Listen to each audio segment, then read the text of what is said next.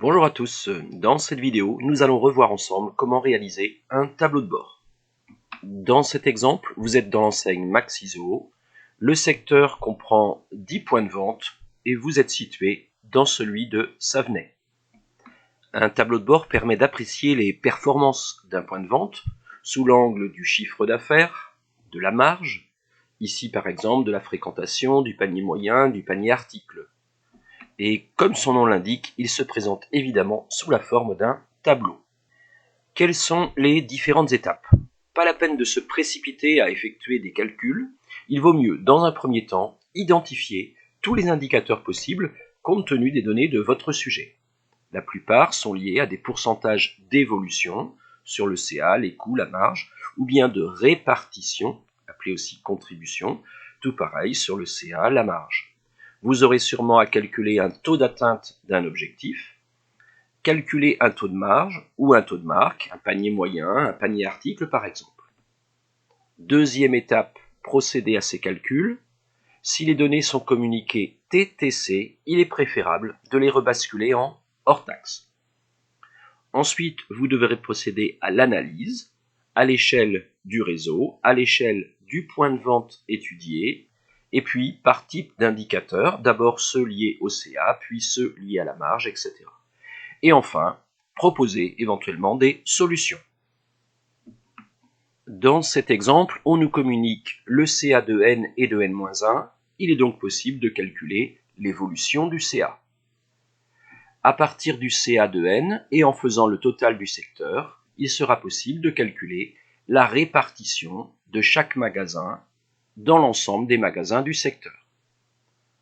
On nous communique l'objectif de CA pour n, nous avons le CA réel de n, il est donc possible de calculer un taux d'atteinte. À partir de taux de marge connus n et n-1, on pourra calculer l'écart. On connaît le nombre de clients n et n-1, on pourra donc calculer l'évolution, de même pour le panier moyen, de même pour le panier article. Première étape, nous allons donc ici calculer les chiffres totaux concernant l'ensemble du secteur. Il s'agit tout simplement d'une somme qu'il est possible de recopier pour l'année n-1 et pour l'objectif. Idem pour la fréquentation sur les 2 années. Par contre, pour les indicateurs liés à la marge, au panier moyen, au panier article, il est préférable de calculer une moyenne de l'ensemble des magasins du secteur. La moyenne donne donc 37,6 comme taux de marge et l'année précédente 37,3. Toujours en calculant des moyennes, le panier moyen pour l'année N est de 28,16 €, il était de 28,09 € l'année précédente, et le panier article, 3 articles et demi pour l'année N, 3 articles 32 pour l'année précédente. Si vous avez encore un petit doute pour calculer un pourcentage d'évolution, il nous faut prendre valeur d'arrivée moins valeur de départ sur valeur de départ et donc fois 100. Ce qui fait pour nous, valeur d'arrivée c'est l'année N, 2 100 175, moins valeur de départ, divisé par valeur de départ, soit une augmentation de 12,7%. Dans un graphique, une évolution se traduit par ce type de graphique. Je vais donc faire le calcul avec Excel, valeur d'arrivée moins valeur de départ, divisé par valeur de départ. On obtient bien 12,7% que je vais recopier jusqu'en bas.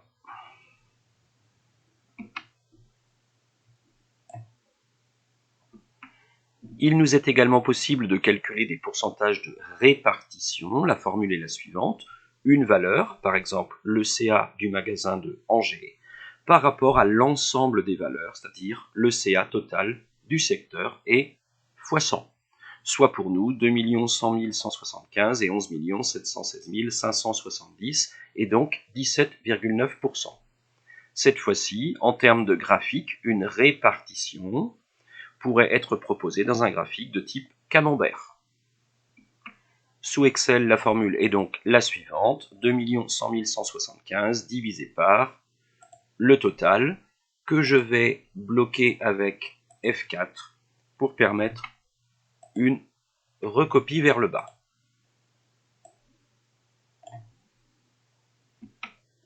Pour calculer le taux d'atteinte d'un objectif, ici de chiffre d'affaires, il nous faut prendre le chiffre d'affaires réel divisé par l'objectif de chiffre d'affaires. Si la valeur obtenue est plus grande que 100, ça veut dire que l'objectif a été atteint et donc dépassé. Et pour nous, sur Excel, divisé par 1 869 700, on obtient 112,3%. Et globalement, pour l'ensemble du secteur, 104,9%. Continuons avec la marge. Il est possible de calculer l'écart en points du taux de marge de la manière suivante. Taux de marge de l'année N moins taux de marge de l'année précédente. Et donc, de recopier. Pour la fréquentation, il est possible de calculer l'évolution du nombre de clients avec la même formule que tout à l'heure, égale valeur d'arrivée moins valeur de départ divisé par valeur de départ. Et que l'on peut évidemment recopier. Idem pour le panier moyen avec valeur d'arrivée moins valeur de départ divisé par valeur de départ. Et que l'on peut bien sûr recopier. Même formule encore pour l'évolution du panier article, valeur d'arrivée moins valeur de départ divisé par valeur de départ à recopier vers le bas. On aurait pu aussi avoir un tableau de bord où le panier moyen n'aurait pas été calculé. Dans ce cas, pour obtenir le panier moyen de l'année N, il nous suffit de faire le chiffre d'affaires divisé par le nombre de clients, et donc je peux reporter jusqu'en bas. De même pour l'année précédente, chiffre d'affaires de N-1 divisé par nombre de clients de N-1 que l'on peut aussi recopier. Avec Excel, il est possible ensuite de faire quelques mises en forme conditionnelles, par exemple dans l'évolution du CA, de mettre en avant les deux meilleurs et les deux plus faibles. Je vais dans mise en forme conditionnelle. Les valeurs, je vais prendre ici les valeurs les plus élevées. Au lieu de prendre 10, je vais prendre simplement les deux valeurs les plus élevées et choisir de les mettre en couleur vert. Et à nouveau, même technique, les valeurs les moins élevées, je vais aussi en choisir 2 et je vais les laisser en couleur rouge.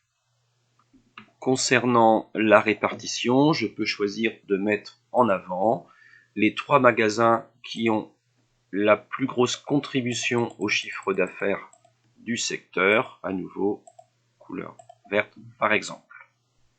Concernant le taux d'atteinte de l'objectif, on va dire que si l'objectif a été dépassé, c'est-à-dire si on est au moins à 100% ou supérieur à 100%, on peut le noter en couleur vert, et inversement, si la valeur était inférieure à 100%, qu'elle apparaisse donc de couleur rouge.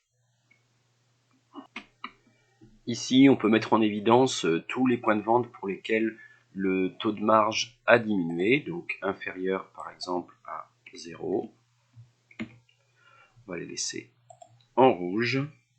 Dans la colonne sur la fréquentation, on peut chercher à mettre en évidence les 3 plus belles progressions. Donc ici, je vais prendre juste 3 et couleur verte. Pour le panier moyen, je vais demander tous ceux qui sont inférieurs à la moyenne, c'est-à-dire la progression de 0,27%. Idem pour la progression du nombre d'articles par ticket, ceux qui sont inférieurs à la moyenne du réseau, c'est-à-dire 5,3%.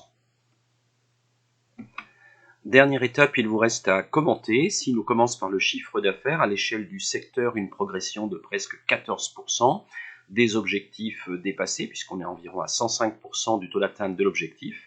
Vous êtes vous le magasin de Savenay, une très belle progression du chiffre d'affaires avec 36%, et vos objectifs largement dépassé. Par contre, vous ne représentez que 5,8% du chiffre d'affaires global du secteur. Le taux de marge a légèrement progressé sur l'ensemble du réseau, par contre ce n'est pas le cas pour votre magasin. La fréquentation a nettement augmenté avec 13,5% et chez vous 37,64%.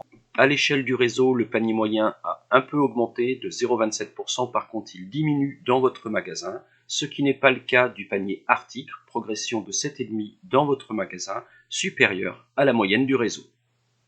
Voilà, terminé pour ce tableau de bord. Évidemment, aucune comparaison entre le faire avec Excel où ça va très très vite, ou bien le fait de tout devoir calculer à la main. Bon courage pour les tableaux de bord.